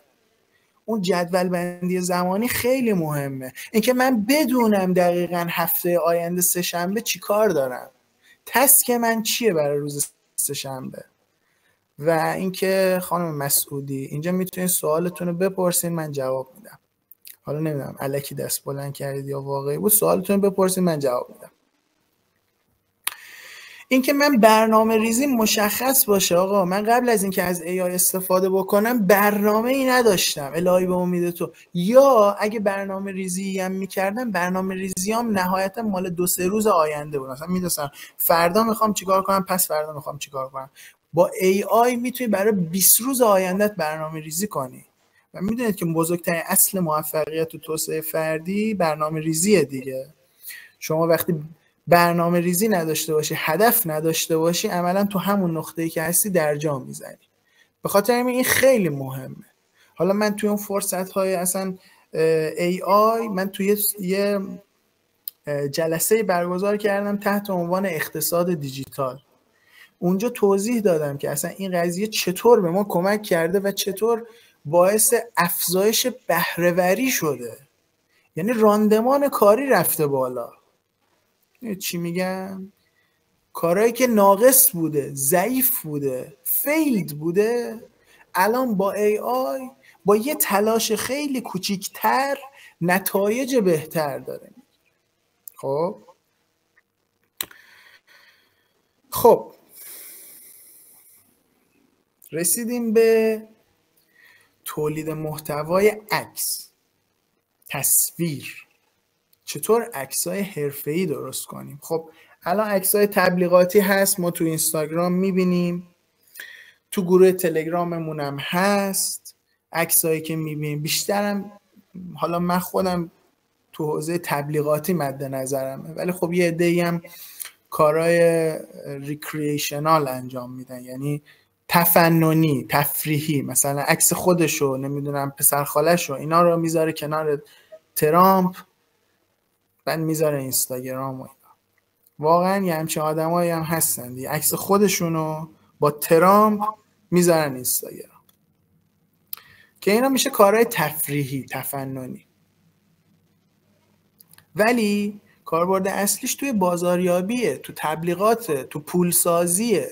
خب تولید عکس بزرگترین مزیتیه که ما امروز از هوش مصنوعی داریم. چرا؟ چون دیگه نیاز نیست من دوربین عکاسی داشته باشم. من اگه پرامپت نویسی بلد باشم، نگاه پرامپت نویسی خوبه، پرامپت نویسی که سوژه من مشخص باشه، قالب من مشخص باشه، محیط، نورپردازی، رنگ بندی، مود و کامپوزیشن من مشخص باشه، بافت و ساختار عکس من مشخص باشه. یه عده‌ای مثلا تو اینستاگرام گذاشته بودن، من خیلی خوشم اومده بود، مثلا لوگوی شرکت ها رو با آجوری درست کرده بودن، فلزی، شیشه‌ای. خب اینا همه هست. خب بافت و ساختار اون رو عوض کرده بود. اینا همه تو پرامپت ها مشخص میشه. خب پس شما دو تا راه داری، یا اینکه پرامپت تولید عکس رو یاد بگیری، خب، یا اینکه بری یه دوربین عکاسی بخری، فتوشاپ هم یاد بگیری، بیای عکس درست کنی. از این دوال خارج نیستی. اون روش قدیمیه، اون روشیه که من 7 سال پیش میرفتم. رفته بودم دوربین خریده بودم، دوربین عکاسی میکردم، بعدش هم که تو کامپیوتر با فتوشاپ میومدم ادیت میکردم. خب ولی اون روشیه که حداقل 3-4 ساعت وقت شما رو میگیره، ولی وقتی پرامپت نویسی بلد باشی همون 3-4 ساعته میشه 30 ثانیه. دقت میکنید که من میگم بهترین دوره برای پولدار شدن از 2025 تا 2030، به خاطر اینکه 2030 این مارکت اشباع میشه. عزیزان من، یه روزی همه صف میکشیدن میخواستن برن مهندسی عمران بخونن، نمیدونم یادتونه یا نه، مهندسی عمران اشباع شد دیگه، هیچکی نرفت عمران بخونه. خب یه دوره تو هر چیزی یه تبی میفته دیگه. الان دوره ترند هوش مصنوعی تا سال 2030. بعد از اون من نمیدونم چی میشه واقعا تکنولوژی، شاید به یه مسیر دیگه ای بره. بهترین دوره برای پولسازی همین دوره است که شما تسک یا وظیفه ای رو که کاری رو که ظرف 4 ساعت قرار بود انجام بدید الان ظرف 4 دقیقه انجام میدید. چی بهتر از این؟ پس پرامپت نویسی باید یه خورده حواسمون رو بهش جمع کنیم. پرسیدن که اینطوری محتوا شبیه هم نمیشه. نه، شبیه هم نمیشه. من الان تا الان نزدیک به فکر میکنم 400-500 تا عکس جنریت کردم خانم محمدی. تا الان نزدیک 400-500 تا عکس تولید کردم، هیچ کدوم از این 400-500 تا هم شبیه هم نشده. خب حالا یه چیز جالب بهتون بگم، یکی از دوستان همین قضیه انیتن رو پرسیده بود. خب الان من چیکار کرده بودم؟ من یه پرامپت نوشته بودم. خب یه پرامپت، بعد اینو اومده بودم اتوماتش کرده بودم، وصل کرده بودم به پیج اینستاگرام ویپانا. تقریبا 6 ماه پیش تازه پیج اینستاگرام ویپانا رو راه اندازی کرده بودم. بعد 1-2 روز دیدم همه عکس‌ها شبیه همه عکس‌ها دارن تکراری میشن، اون کپشنشون هم داره تکراری میشه. پست 12ام 13ام 14ام 15ام 20ام من داشتم نگاه میکردم همه عکس‌ها و پست‌ها پشت سرم همه شبیه هم. چرا؟ اگه گفتید چرا؟ به خاطر اینکه اون پرامپتی که بهش داده بودم، اون پرامپت اولیه، اون پرامپت مثلا گفته بودم یه عکس توی یه فضای آزمایشگاهی، دوباره عکس بعدی یه عکس توی فضای آزمایشگاهی، یه عکس تو فضای آزمایشگاهی، اون همینجوری پشت سر هم مثل یه کارخونه تولید عکس. خب جنراتیو ای آی دیگه، هوش مصنوعی مولد، مثل یه کارخونه تولید عکس پشت سر هم داشت عکس توی آزمایشگاه، عکس توی آزمایشگاه، بعد عکس‌ها پشت سر هم داشت تکراری میشد. برای اینکه خروجی شما تکراری نشه شما باید پرامپت‌های خلاقانه ارائه بدید. یعنی این پرامپت با پرامپت بعدیت فرق بکنه. چجوری فرق بکنه؟ سوژه اصلی رو عوض کن. سوژت یه جا مثلا الان نگاه کنید، مثلا یه جا آدمه، یه جا سابجکتمو گذاشتم روباه، خب یه جا سابجکتمو گذاشتم ماشین. سوژه اصلی خودت توی اون عکس باید مشخص باشه که شخص، حیوان، مکان، شیء چیه. خب دومین چیز مدیوم من عکسی که دارم درست میکنم در چه قالبیه؟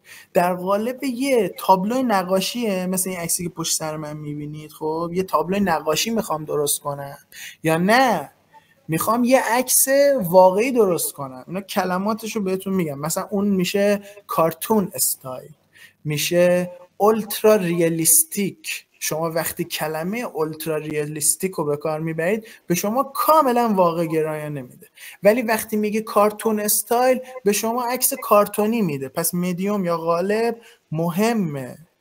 environment، محیط تو چه محیطیه؟ خب شما برای اینکه عکسات تکراری نشه یه بار بگو تو محیط باشگاه، یه بار بگو توی محیط نمیدونم نونواییه، یه بار بگو توی محیط کافه است، یه بار بگو که توی یک ویلاه با یه استخر. خب سری به سری محیط تو عوض کن. خب اونم عکسی که به شما داره میده سری به سری عوض میشه دیگه تکراری نمیشه دیگه. خب دم شما گرم. نمیدونم پشتیبان آنلاین اسمش شخصیت این چجوریه. دم شما گرم. نکته بعدی لایتینگ، نورپردازیشه. خب اینا خیلی جالبه، من دیدم تو پیجای خارجی دیدم. مثلا این عکس صورتشو یه سیاه‌پوسته گذاشته بود، بعد اینور یه نور بود، این وسط یه ذره تاریک بود، این ورم یه نور ملایم آبی بود.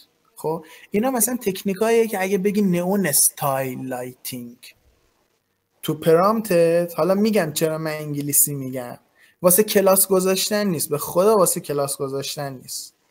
پرامپت انگلیسی میدی خروجیت کیفیت بالاتری داره. همین من پرامپت فارسی دادم، اون چیزی که میخواستم به من نداده، اون خروجی مد نظر من نبوده. حالا جلوتر که بریم جزو نکات اصلی میگم. حتما سعی کنید تا جایی که میتونید پرامپتاتون رو به انگلیسی بنویسید. خب میگم نئون استایل لایتینگ، یعنی نورپردازیش نئون باشه، نئونی باشه، خب ملایم باشه، استدیویی باشه. خب اینا همه هست، نورپردازی ها به چه صورت باشه. نکته بعدی کالرینگ. ما چقدر سر این قضیه کالر گریدینگ یا تیم کالر، تم کالر غالبش، مثلا من اومدم از تقریبا هفته پیش تو پرامپت هایی که داشتم میدادم از این استفاده کردم. مثلا تو خود پیج اینستاگرام اومدم چیکار کردم، عکسایی که سه تا درست میکردم. مثلا پیج اینستاگرام اینجوریه دیگه، نگاه کنید 3 ستون داره دیگه، تو هر ردیف 3 عکس قرار میگیره، بعد میره ردیف بعدی دوباره 3 عکس قرار. اومدم چیکار کردم، تو هر ردیف از کالر استفاده کردم. مثلا ردیف وارد پیج که میشی، وارد این پیج اینستاگرام میشی، ردیف اول 3 عکسش همه تم آبی دارن، 3 عکس دوم همه تم سبز دارن، 3 عکس سوم همه تم زرد دارن. این خوشگل میکنه پیجتون ها، اینم بهتون بگم. نکته بعدی مود.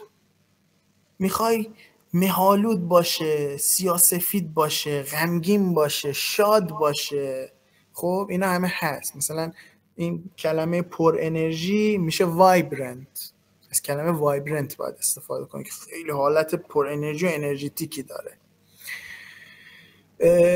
غمگین گلومی، از کلمه گلومی استفاده کنه. خانم سمیه پرسیدن کلاس تا کی هست؟ کلاس نهایتا تا 1 ربع دیگه، و در پایان جلسه لینک گروه تلگرام هم میذارم.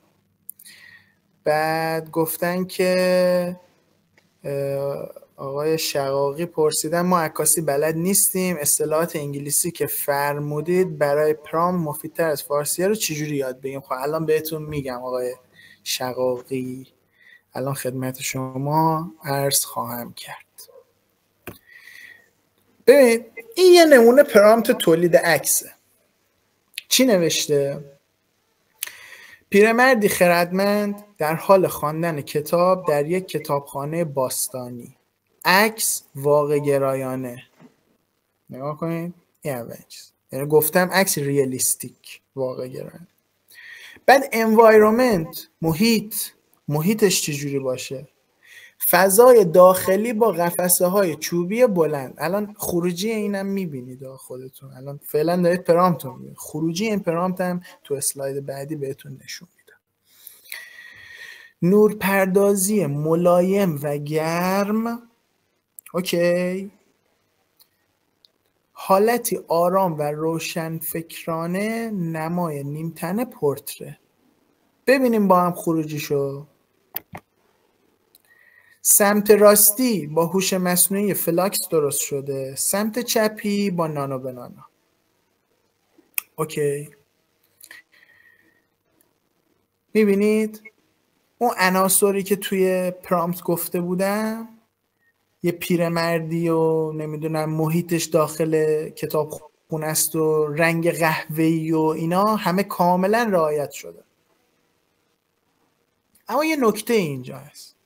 نکته که اینجا هست اینه که یکیشون کلاه رو سرش داره، یکیشون هیچ کلاهی رو سرش نیست. چرا؟ ای گفتید چرا؟ به خاطر اینکه تو پرامپتی که من نوشتم، تو این پرامپت به کلاه این فرد هیچ اشاره‌ای نکرد و اون قسمت رو دستشو باز گذاشتم، خود انجین انتخاب میکنه. چون من راجع به کلاه اون فرد هیچ چیزی تو پرامپتم نگفتم، AI خودش تصمیم میگیره کلاه بذاره یا نذاره. خب اینا رو ما با نگاتیو پرامپت کنترل میکنیم. خب تو هفته آینده جلسه پرامپت انجینیرینگ که پرامپت نویسی تخصصی یا پرامپت نویسی پیشرفته، اونجا اینا رو میگیم نگاتیو پرامپت ها چجوری هن. اینها رو حتما داخل تصویر نباشد، اینها داخل تصویر باشد. خب این چیزیه که ما داریم میبینیم. خب حالا یکی از دوستان پرسیده بودن که حالا مثلا ما چیز نداریم، تجربه عکاسی و فتوشاپ نداریم، خب با پرامپت نویسی باید تمرین کنیم. خب پرامپت نویسی رو باید تمرین کنیم. تکنیک های دیگه ای هم هست، ما بهشون میگیم مودیفایرز یا کنترل های پیشرفته. مثل چی؟ مثل کیفیت. مثلا من تو پرامپتم بنویسم 4K، واقعا به من خروجی 4K میده یا 8K میده. میدونید چی میگم؟ مثلا بگم پیکسلی، به من خروجی پیکسلی به من میده. کیفیتشو تو پرامپتاتون مشخص کنید. زاویه دوربین تحت عنوان کامرا انگل، زاویه دوربین مثلا عکسی که داری شما، مثلا میگم شما میخوای یه تبلیغ، یه تصویر درست کنی از یه موبایل، خب تبلیغ موبایل دیگه. تو این تصویر تبلیغ موبایل باید بگی که آقا از زاویه نزدیک باشه، کلوزآپ، وایت شات، پورتره. من مثلا میخواستم عکس خودمو مثلا درست کنم، خب تو پرامپتش گفتم عکس پورتره، خب مثلا عکس پورتره به من داد. یا نسبت تصویر AR aspect ratio 16:9، یعنی اینجوری 16:9. برعکسش میشه اینجوری که برای استوری خیلی مناسبه. این میشه سایز استوری. 1:1 یعنی چی؟ یعنی مربعی. شما میتونید لنزت رو مشخص کنی. اون عکسی که داری میگیری، یعنی عکسی که داری تولید میکنی با هوش مصنوعی، میگه آقا لنزش لنز 50 میل باشه، لنز 135 باشه، ماکرو باشه. خب حالت بدن یا چهره رو میتونی حتی با نانو به نانو عوض بکنی. خب حالت چهره رو میتونی حتی با نانو به نانو عوض بکنی. بگی که داره میخنده، اخم کرده، مستقیم رو به دوربین داره نگاه میکنه، این ور رو نگاه میکنه، اینا رو میتونی. و یه نکته تکسچر، جنس و بافت، که اون پرامپتاییه که میبینید تو اینستاگرام، مثلا طرف لوگوی مرسدس بنز رو با شیشه‌ای درست کرده، حالت شیشه، یا با چوب درست کرده، با چیزهای دیگه درست کرده. اینا جنس و بافتشو درست میکنه. الان مثلا اینجا من چند تا نمونه نوشتم. متالیک یعنی فلزیش کن. خب مثلا لوگوی شرکتم رو به عنوان ورودی بهش میدم، میگم اینو به صورت فلزی در بیار، گلسی به صورت شیشه‌ای در بیار، وودن به صورت چوبی در بیار. خب تکسچر، بافتش رو میتونی تنظیم بکنی. الان توی این پرامپت اگه نگاه بکنید، این یه پرامپت، اونم پایین خروجیشه. خب نگاه کنید از یه سری به نسبت اون پرامپت قبلی که بهتون نشون دادم، خب این یه سری مودیفایر هایی هم داره. خب مثلا نوشته 8K باشه، اولترا ریالیستیک باشه، لنزش چی باشه، سینماتیک لایتینگ باشه. خب یه سری چیزای پیشرفته تری هم به نسبت اون عکس قبلی و خروجیش رو هم میبینی. این حالا نکاتی بود که بهتون میخواستم بگم و گفتم. فکر میکنم تا حدودی حتما از انگلیسی استفاده کنید تا جایی که میتونید. از کلمات مبهم استفاده نکنید. مثلا نگید که مثلا نایس. خب مثلا اومده بود یکی از من پرسیده بود، میگفت من نگاه اینجا پرامپت زدم توی این عکسه، گفتم اینو مثلا خوشگلش کن، اینو چرا خوشگلش نکرده؟ میگم آقا خوشگل خب نمیفهمه. AI نمیدونه، از منظر اون نمیدونه که خوشگل چیه زشت چیه که. خب یا مثلا نوشته بود مثلا این دستگیره عینک، خب پرامپت زده بود که توی این تصویر یه عینک بذار رو صورتش. خب عینک رو گذاشته بود. بعد تو پرامپت بعدی، حالا میگم با همون تکنیک تکرار و اصلاح، اومده بود چیکار کنم؟ میگفت میخوام این دست فریم رو یه ذره حالت نازکه اینو کلفترش کنم. هر چقدر پرامپت داده بود میگفتش که یه ذره بزرگترش کن، یه ذره بزرگترش کن. اون یه ذره بزرگترش نکرده بود، اصلا هیچ کاری نکرده.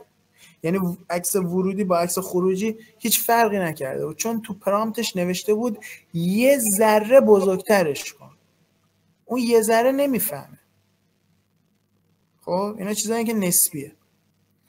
تارگت تو مشخص کن، هدف تو مشخص کن. خب مخصوصا با نانو بنانای پرو که الان اومده، اینو حتما استفاده کنید. بگید که آقا برای پست آموزشی میخوام، خب من الان دارم دیگه اینا رو میبینم، برای کاور پادکست میخوام، برای تامنیل یوتیوب میخوام. اون تو همون میره، چون ترین شده است دیگه. خب ترین شده است، همون جوریه. نکته بعدی اینه که حالا توی بحث پرامپت نویسی پیشرفته اینا رو یه خورده تخصصی تر روش کار میکنیم.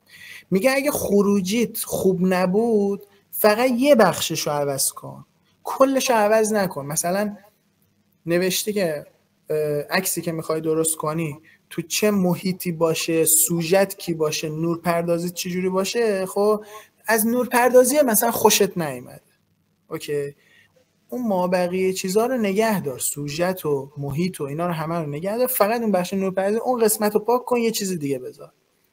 خب اینطوری.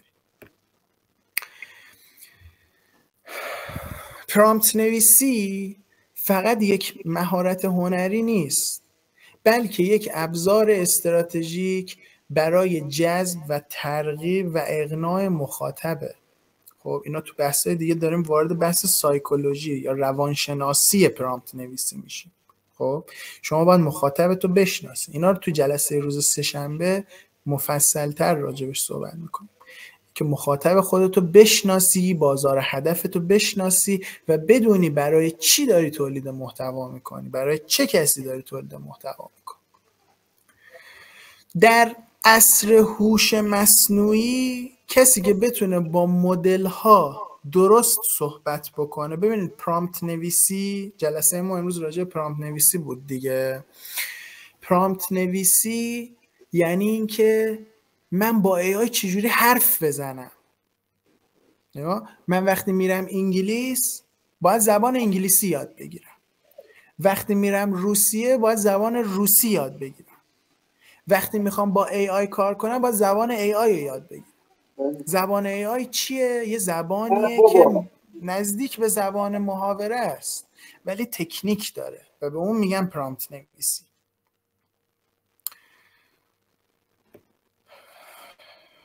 کاربردهای پرامپت نویسی، خب حالا ما این همه صحبت کردیم، به یه سری کاربردهاش هم بپردازیم، بد نیست، هرچند شما بهتر از من میدونید. ساخت هویت بصری برند، برای برندینگ خودتون میتونید ازش استفاده بکنید. تولید محتوای شبکه‌های اجتماعی، طراحی کاور و بنر تبلیغاتی، ایده پردازی کمپین‌های تبلیغاتی. خوبیش اینه که همه این کارا رو شما میتونی سریع انجام بدی. وقتی از AI داری برای اینا همشون هر کدوم یه رسته کاریه دیگه، هر کدوم یه شغل. خب شما هر کدوم از اینا رو میتونی سریع انجام بدی. یعنی اگه ما قبلا روزی 8 ساعت کار میکردیم، خروجیمون اینقدر بود، مثال دارم میگم، و الان با 8 ساعت کار خروجیمون اینقدر شد.